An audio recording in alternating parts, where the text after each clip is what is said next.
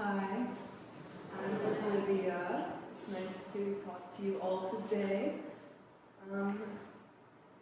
Yeah. So during my year with the Fellows program, I've learned a lot, and something that we focused on is the meta-narrative of creation, fall, redemption, and restoration.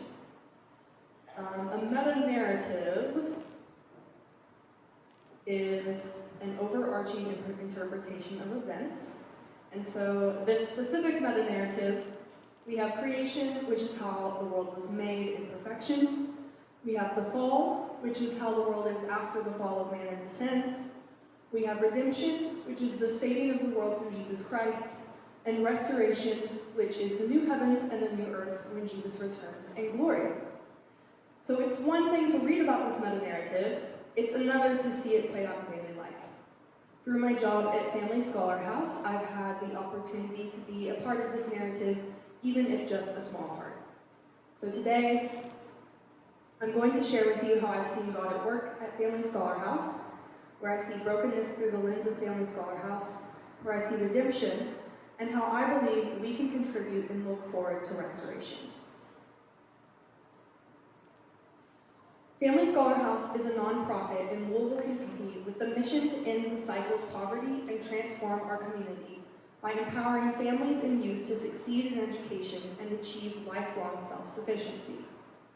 Family Scholar House offers a long list of services to the community at large, including academic, career, and wellness coaching, advocacy support, workshops on things like financial literacy, cooking, parenting, and more, activities for kids, affordable housing through our residential program, and access to free professional clothing and food through our clothing closet and pantry, and connection to free resources through myky.info, which is an app developed by Family Scholar House, where you can enter your zip code and look up free resources in your area.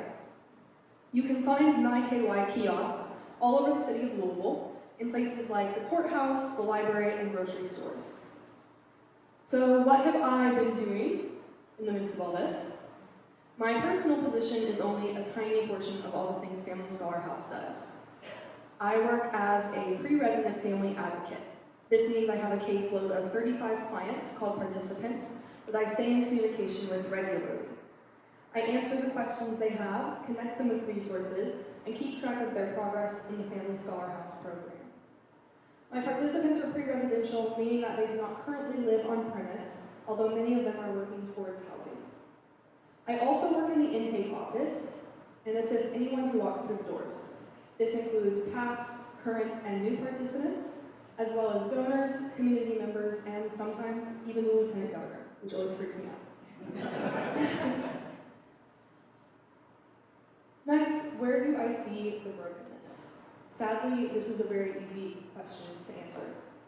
When a participant arrives for orientation into the program, one of the first things we do is take them into a separate room and ask them survey questions to understand their background and the services they might be needing. Some examples of these questions we ask include: has a partner or significant other or family member ever called you names, hit you, threatened you with a gun or a knife, or controlled all the money in the household?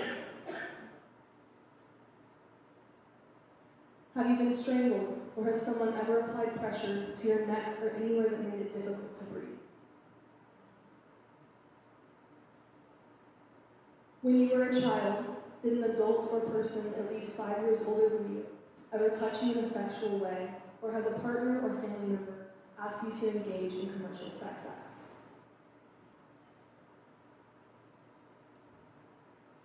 Have you seen someone who is dead or dying, or witnessed them being killed?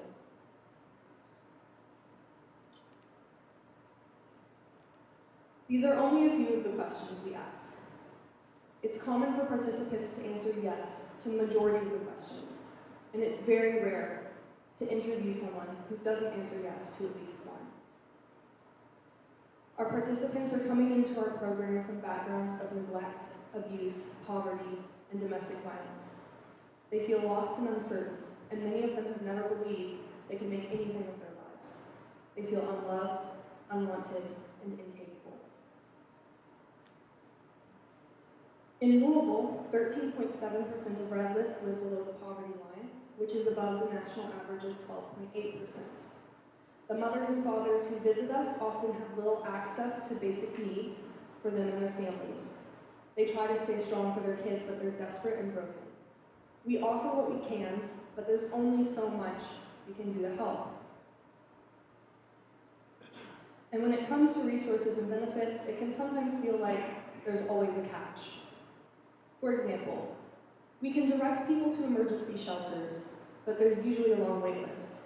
We can refer people to Kentuckiana Works so that they can work towards getting a job, but it's a long process. Getting a degree takes years and a lot of money. We can refer people to resources to help pay overdue bills or pay for school, but there are wait lists and lists of requirements to participate in those programs too. And then there's other questions. Where do you go to do your homework? What if you don't have a laptop? How do you care for your children at the same time? What about their education? What if you don't have transportation to class? We can offer temporary TARP passes, but not to everyone. We can refer to financial help with childcare, but there's also a waitlist for that. We can refer to free school laptop programs, but not every university participates, and there's a limited number available. And then there's the benefits cliff. The benefits cliff refers to the sudden and often unexpected decrease in public benefits that can occur with a small increase in earnings. This happens when families receive benefits through a public assistance program, earn a raise, and then become ineligible to continue receiving benefits, despite being unable to sustain their household. Sometimes the cliff effect looks more like a slope or plateau. When lost benefits outpace a wage increase, many families park or fall off the cliff's edge, stalling progression in their jobs and careers. Seeing all of this firsthand, it isn't surprising that people lose hope. Sometimes, no matter how hard they work, it feels like they're continually slipping backwards. So where is the hope and redemption in this? How does Family Scholar House address all this brokenness? One of the ways I've seen this redemption play out is through the individual journeys of participants at Family Scholar House. This is Maria. Maria was born to a mother who struggled with substance abuse and a father who wasn't in the picture. While she was growing up, she occasionally lived with her mother, 2 brothers, and sister in a car or in a 2-small apartment with her mother's friends who were also on drugs. They all slept in one bed, and Maria spent her childhood caring for her siblings.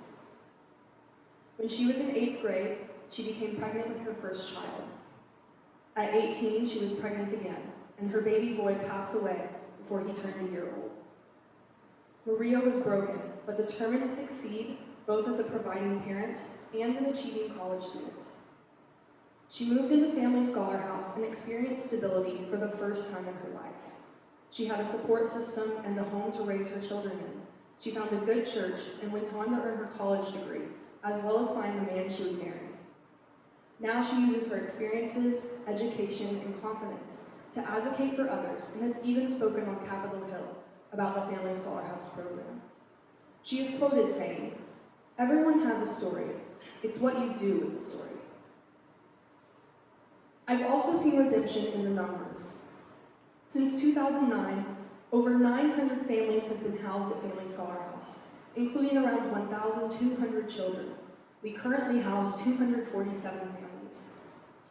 Family Scholar House participants have earned a total of 818 degrees, and many of their children are now also pursuing post-secondary education. Over 65,000 individuals have been connected to free resources using MyKY. We have 11 affiliates in 14 locations nationwide, including in Los Angeles, Raleigh, Minneapolis, Houston, and Tampa. Through all of these things, we can see that impacting the life of one individual leads to change in the whole community and redemption where there was once brokenness. So how can we as God's people contribute to this redemption and look forward to the restoration to come? First, you can read and speak their stories. You can go to familyscholarhouse.org and under the About tab, click on Stories That Define Us. There you'll find 3 published works full of the stories of participants just like Maria. You can also support financially or donate items. We always need diapers, pull-ups, wipes, and feminine products, as well as other things. You can also support through volunteering. You can email getinvolved@familyscholarhouse.org or reach out to David Jackson. And finally, you can pray. Prayer is always important for what we're doing. Thank you for allowing me the time to share, and may Jesus come quickly.